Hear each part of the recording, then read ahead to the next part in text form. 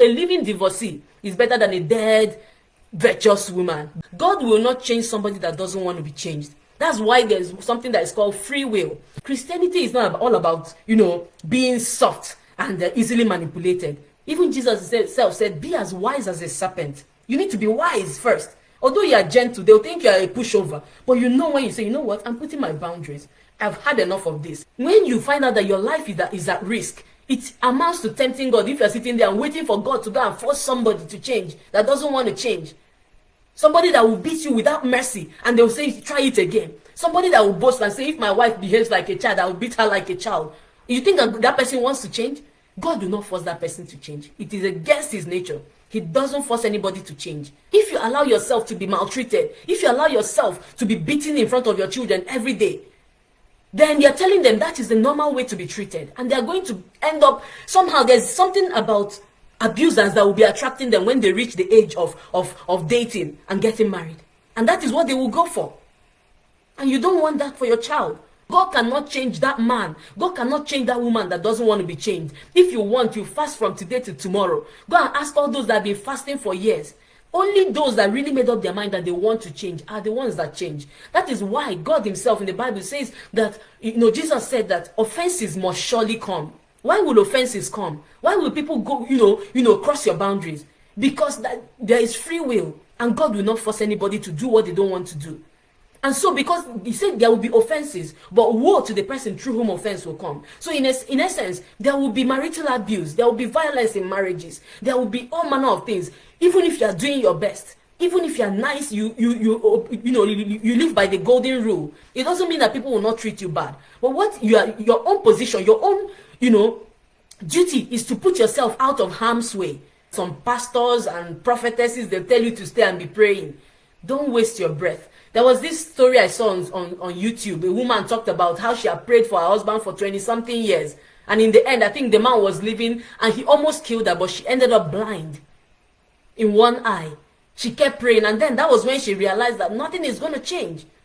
So stop listening to those people. Let me tell you, all those people that are looking for, okay, you're looking for prophecy, who will prophesy for you. Let me tell you, God will not go and tell another person something about you that he has not already told you. So if they're saying, oh, it's your cross, carry it, you will know that it is your cross. And I'm not talking about knowing it from a place of a religious mindset. You will know. For example, we look at Jesus. Jesus said that I know it is written of me in the volume of the books to do your will, oh God. He knew that he has come to die for the world. But then, he, like I mentioned, when they wanted to stone him because he said, I and my Father are one. He said, because Jesus knew it was not his time yet, he escaped. So he knew that a time was going to come when he would lay down his life willingly for the world. But because his time has not come, anytime his life is, at risk, he will escape. He will run for his dear life. Does it mean that he was a coward? No. Because there is a due time. If he had been killed before he has finished teaching the disciples what he's supposed to teach them, his mission will be frustrated. If he has died before doing all the miracles, doing all the things he needs to do to establish that I am the Son of God, I am the Messiah sent, maybe we won't hear about Jesus. So in the same way, if you stay in that place and you think that, okay, because my pastor said I should stay, oh, they're fasting and praying with me. If your assignment is cut short, there's nobody to blame. Yes, when we get to the judgment seat, that person that terminated your life before the time, the Bible says, woe to them. They will be punished. But then, do you want it to be said, oh, I could have run, but because I was just there waiting for God to come and miraculously uproot me as if I'm a tree. And that's how I lost my life. Even look at, so what I'm trying to say is, if a pastor is telling you to say that is your God-given mission, your whole assignment, why God sent you on earth, your cross to bear on earth, is to sit down and be waiting for somebody to use you for, a punching bag. And God has not told you that. Then you cannot believe them. How dare you believe them? Even Apostle Paul himself, he ended up dying. He was beheaded, but he knew. And he didn't know because somebody came to tell him. He knew it in his heart. Jesus told him, you are going to go and preach the gospel and you will suffer many things for my sake. And when it was time for him to go to Jerusalem, that Jerusalem he went, where he was now captured and put in prison, and he stayed there, and that was from there he was, beheaded. He knew there was a prophet called Agabus. The prophet saw in the spirit and he said, "Oh, Paul." And he came and he took Paul's mantle or his belt and he put it and tied it all over himself and tied it. And then he said, "The owner of this mantle, this is how they're going to tie him when he goes to Jerusalem." Paul said, "I know, but I'm ready to not just go to Jerusalem. I'm ready to go there and die." So what does that tell you? Paul knew that this was his cross. He knew that this was his assignment and he has willingly accepted it. But if you're not willing to die at the hand of your husband, if you're not willing to die at the hand of your wife because you're being blown, if you're not willing to make your children orphans or motherless or fatherless just because you're trying to carry a cross that God didn't give you, a cross that a prophet told you that God gave you and God didn't speak it to you. Meanwhile, all through the Bible, God speaks to all his children. You cannot accept that. Don't accept it. Enough is enough. Christianity is not all about, being soft and easily manipulated. Even Jesus himself said, "Be as wise as a serpent." You need to be wise first. Although you are gentle, they'll think you are a pushover. But when you say, "You know what, I'm putting my boundaries. I've had enough of this." So this is a cry to us. And I know, like all us women and men out there too, because I know that, marital abuse is violence in marriage. It goes both ways. Okay, it is a call to us. It's an appeal. If you know that you are being beaten, you are being beaten up in front of your children, you are being abused, maltreated, treated like a nobody by your husband, by your wife, don't just enjoy it. It is not biblical. It's not scriptural. Don't just enjoy it, because what you are doing is not only you. Do you know what it does to a child when they see their mom, their dad crying? Do you know what it does to them? There's a trauma. I still struggle with the traumas that I face from seeing my parents in those bickering and stuff. Till today, I still struggle. Because it begins to affect the child. The child is like, is it because of me? Is it because of this? Is it because of that? It affects the child's self-esteem. And these things are implanted very deeply. Till today, sometimes I'm talking about the things I saw as a child. I'll see myself shedding tears. I'll just be weeping. And I thought, I'm okay. I thought it's not hurting anymore. But it's a seed that you don't want to plant in the heart of your children. When we talk about, we're talking about a generational curse. It's not that God put a curse or whatever. Children, people just do what they were brought up seeing. So if you allow yourself to be maltreated, if you allow yourself to be beaten in front of your children every day, then you're telling them that is the normal way to be treated. And they're going to end up, somehow there's something about abusers that will be attracting them when they reach the age of dating and getting married. And that is what they will go for. And you don't want that for your child. So even if people say, our mothers and fathers of old, yes, they used to beat them, though they used to fight, but they always stayed and endured to the end. That's not something you want for yourself. You have a choice to make. God gave you free will so you can use it. See, this lady, maybe she's thinking, I'm a gospel minister. If I get divorced or if I walk away from my marriage, maybe the pastors may not even invite me to minister again. Because they'll call me, a single mom. Or they will call me an adulteress. Or they'll say I left my marriage. But now, Bible says a living dog is better than a dead lion. If a living divorcee is better than a dead, virtuous woman, virtuous husband.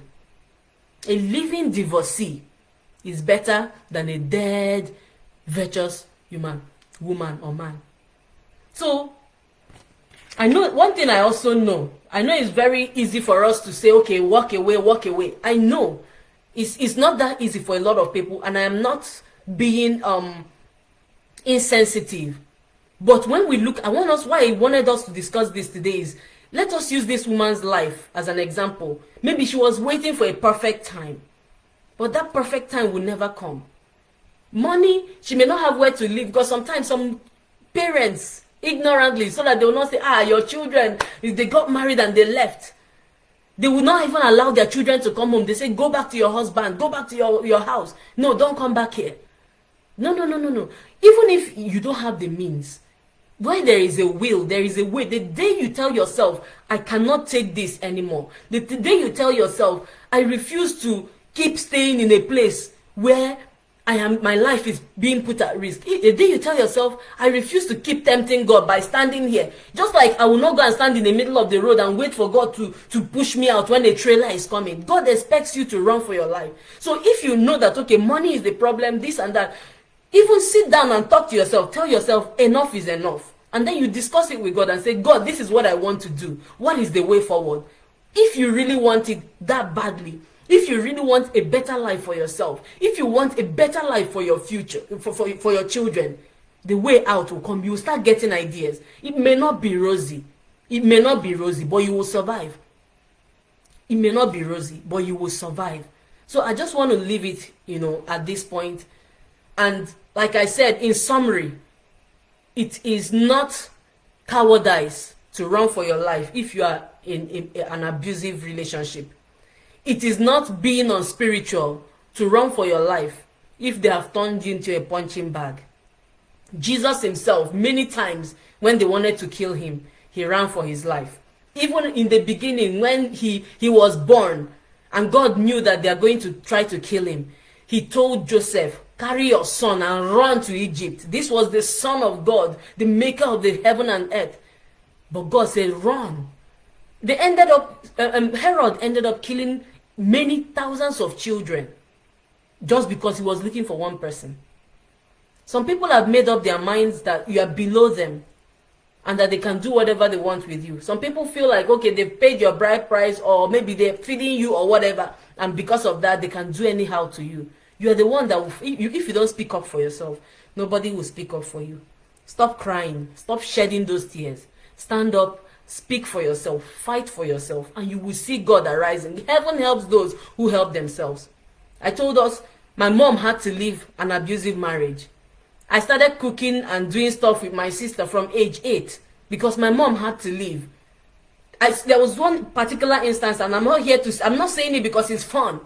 My mom and my dad, they were discussing, having so much fun, and all this while they normally fight. And I was like, oh God, Father, thank you. Today my parents are relating normally.